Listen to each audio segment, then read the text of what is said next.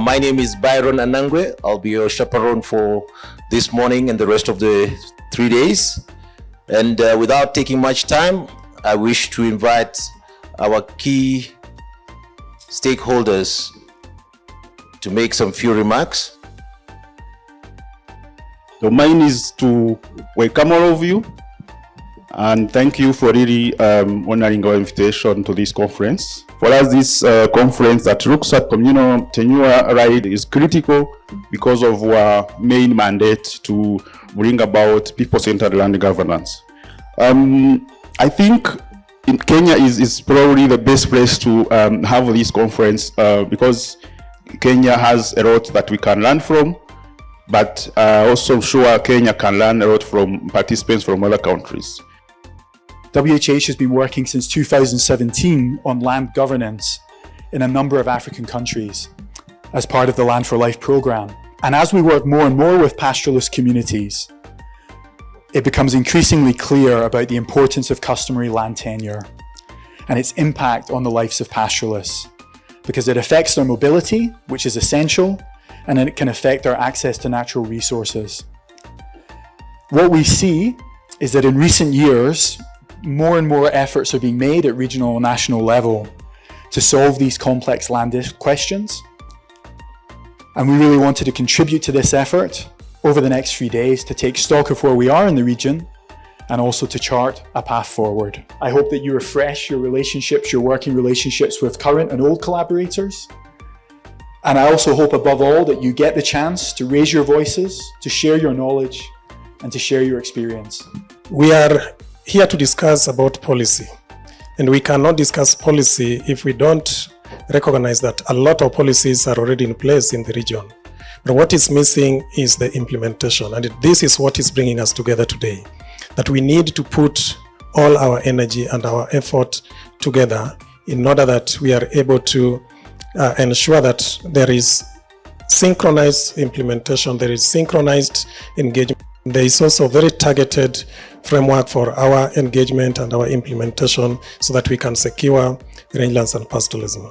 When you talk of agriculture, now we now dwell down to the land aspects, and that is the security of tenure, and especially this conference is on customary tenure. We all know that we have been struggling in the region for a while. Not only in regards to the legal framework, but also most importantly, merging the traditional knowledge and what we call the legal framework. And this is where now we really look forward to see if all of us will be able to really steer this discussion, be able to align the aspects of customary tenure and the different experiences and learning from the different parts of the region. This is my the first conference as the Minister for Lands, but I'm delighted to be here and with the title of the chief guest, because I'm a new minister in this particular ministry.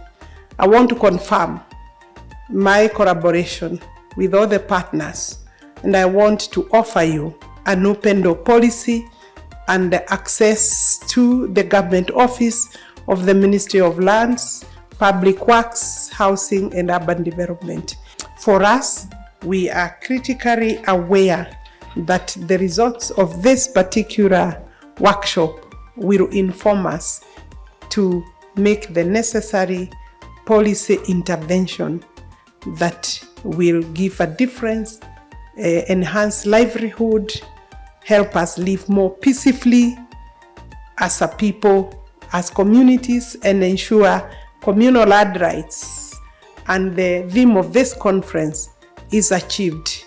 I want to wish you a very productive, very vibrant day and entire conference engagement. Thank you very much.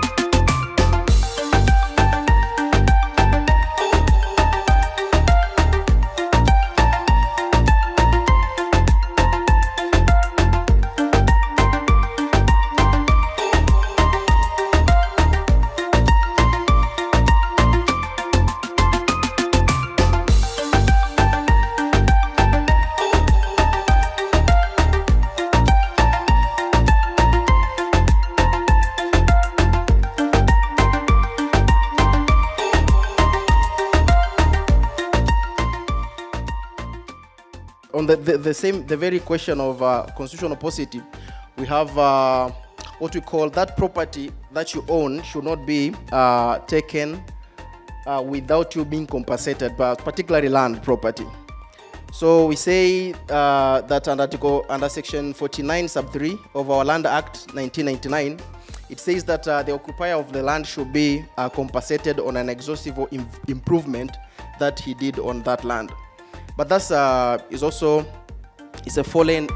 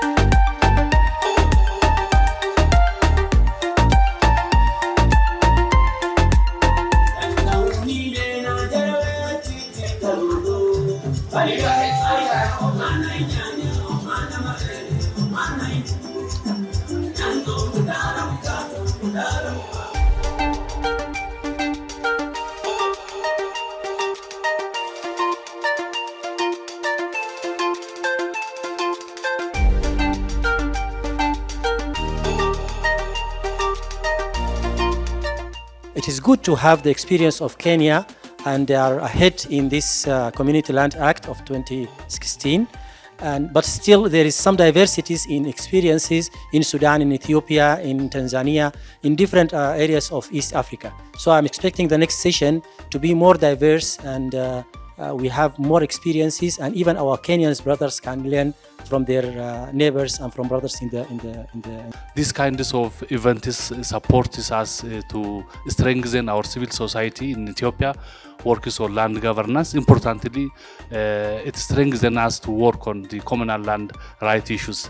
So I want to say thank you. Really, it should be strengthened having different diverse stakeholders. And also, I don't know whether private sector should be engaged more in this, because in the case of the large-scale agricultural investments, the contribution of private sector is very important. I think what I've heard consistently about the power and the voice of community is enhanced to the extent that is possible, and that there's cross-cutting engagement across different places that are affected. Because again, if you listen to the stories of the different contexts where we are engaging around, the challenges are similar.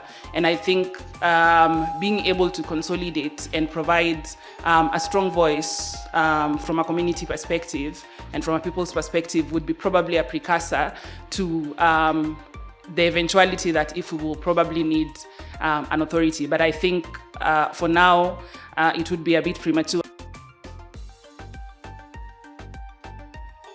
I think we learned a lot about on the land rights on the Kenya case, which in our parties is not even a non-starter. So it shows that it's not very easy. It needs a lot of thinking, a lot of commitment, and a lot of resources to ensure that local communities has the ability to negotiate. That's the bottom line. If they don't negotiate, then nothing, because governments are governments wherever they are. Our mindset and thinking is focused towards one direction, and that is making the land policy reforms work. I think this is very enriching, and if FAO and the other partners could make it an annual event. Thank you. All the discussions that we have had for the last 2.5 days are things that are binding us together. Remember, one of the things I said from day one is that we need to have synchronized mechanism or synchronized ways of ensuring that the policies that we have, the laws that we have, the frameworks, guidelines, the activities that we are taking, programs that we are doing can make meaning to the security of tenure or land rights for the customary dependent communities. And I'm glad when I was sitting down and I'm following through on the feedback that were flowing on the screen. I got the feeling that we have, in a big way, might not have achieved everything, but in a big way, achieved the reason why we are here. I think from what I saw, this conference is probably one of the most action-oriented conferences I have attended. And that for me encourages me, and I feel proud to have spent 3 days in such a conference. Let's take the outputs, the outcomes from this conference to inform our programming. We all know we put in together discussions on policy. We all know we put into discussions on recognition. We put in discussion on the management of these fragile ecosystems. But also what we know we put out very clearly is the policy discussion. We spoke on the law and the practice, but we all brought that, the entirety of those discussions. And I'm really, really proud of that, because it's something which I didn't think we'll be able to attain, but you made it. And I'm really, really grateful for that. And I think we need to get applause for all of us in that.